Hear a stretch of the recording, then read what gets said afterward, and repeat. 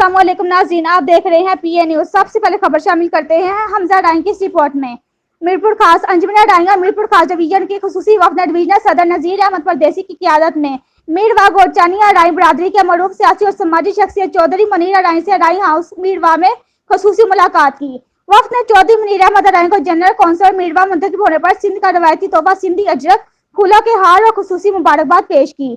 खसूसी वक्त में अंजुमन अडाइया मीरपुर खास के डिवीजनल सदर नजीर अहमद परदेसी, एग्जीक्यूटिव मेंबर मियां गुलाम हुसैन अडाई, जिला general secretary Mohammad Sharif MD, city नायब सदर Lutfullah Adai, divisional press secretary Mohammad Sadiq Adai, सदर यूथ विंग जुबैर अडाई और हमजा अडाई शामिल थे। मौजूदा बल्दी इलेक्शन में अडाई बरादरी की कसीर तादाद ने चेयरमैन और वाइस चेयरमैन मुंतखब होकर अडाई बरादरी को एजाज बख्शा है। इस मौका पर चौधरी मुनीर अडाई ने मीडिया से गुफ्तगू में कहा कि अडाई बरादरी की यकजहती और अवाम की फलाह बहबूद में अपना मुसब्बत किरदार अदा करता रहूंगा।